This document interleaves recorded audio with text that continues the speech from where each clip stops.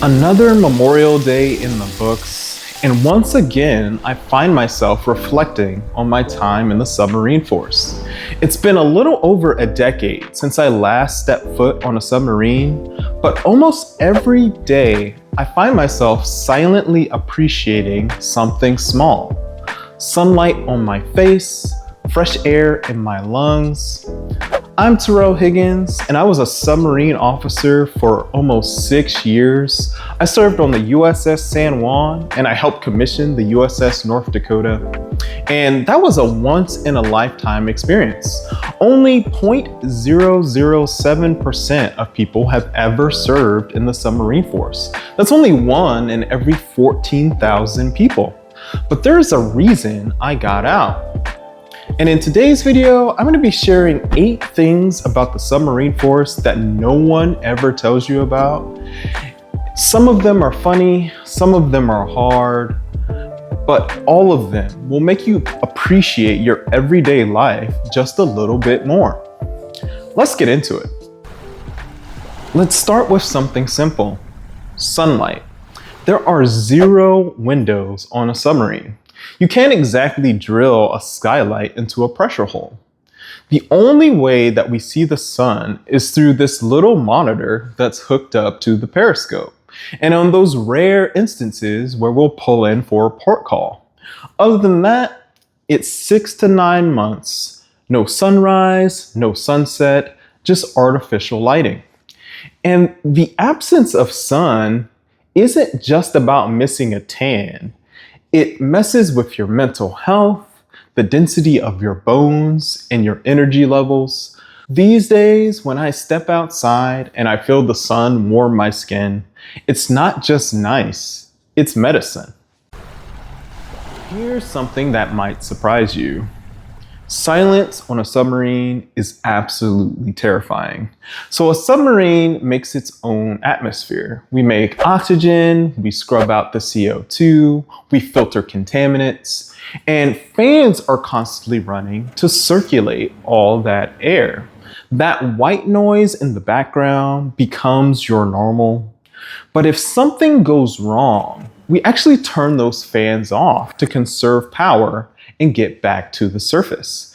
And I tell you, when that noise goes away, it's like the whole world is holding its breath. And to this day, if I'm asleep and all the noise stops in my home, I wake up in a cold sweat. But now, silence means peace, and I can just go back to sleep.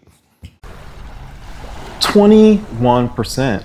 That's the percentage of oxygen in the air. And on a submarine, the oxygen content hovers just below that normal amount. Nothing dangerous or life-threatening, but you always felt it. You were always tired, cuts would heal slower, and it felt like you were operating at altitude. And then after weeks of being submerged, the boat would come up to the surface and snorkel. And that first breath of fresh air, it would hit like drinking 3 Red Bulls and getting slapped in the face. You were turbocharged from getting the correct percentage of oxygen in your lungs. So now when I breathe, I appreciate breathing. All right, here's a twist. Submarine food, surprisingly good. Most of it came in institutional packages, same as prisons, but those cooks were miracle workers. Homemade pizzas, sliders and fries, fresh baked cookies. They knew what they were doing in the kitchen. And after weeks of no sleep, no sunlight, and not even knowing what's going on in the world, those meals were a lifesaver.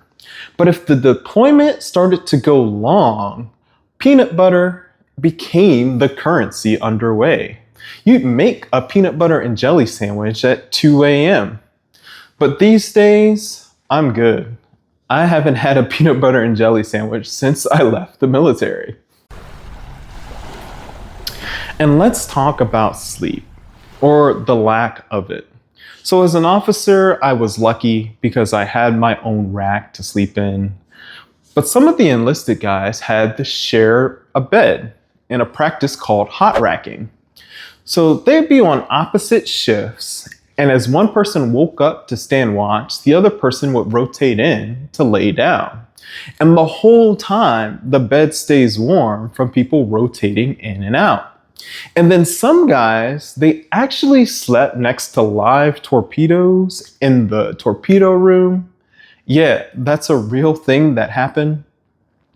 And if you factor in the watches, the constant drills, the division admin, the division training, working on your qualifications, you were lucky to get 4 hours of sleep. Sleep was a privilege. And now, if I can get 8 hours of sleep, that feels like a spa day. Here's one that no one warns you about. You lose your depth perception. Everything on a submarine is close quarters. You're never looking at anything that's more than about 10 feet away.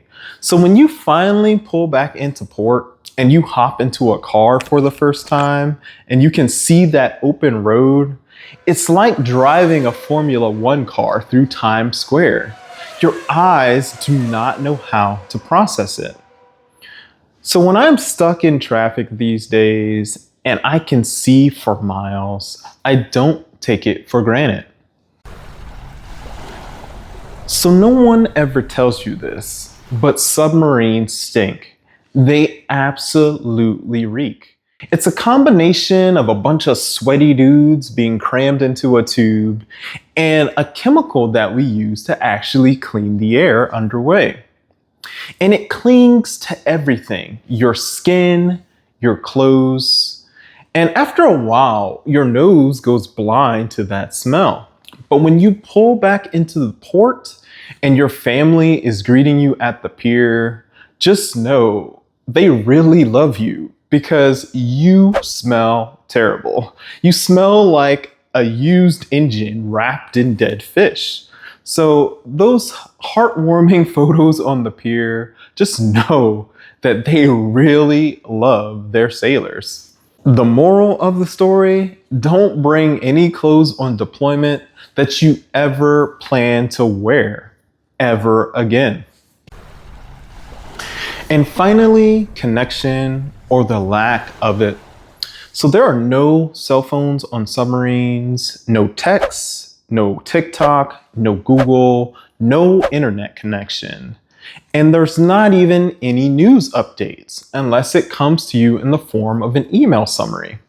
So rumors became entertainment underway, celebrity deaths, alien invasions. One guy convinced the entire crew that Tom Brady had retired, come back, and retired again, and that Britney Spears had shaved her head.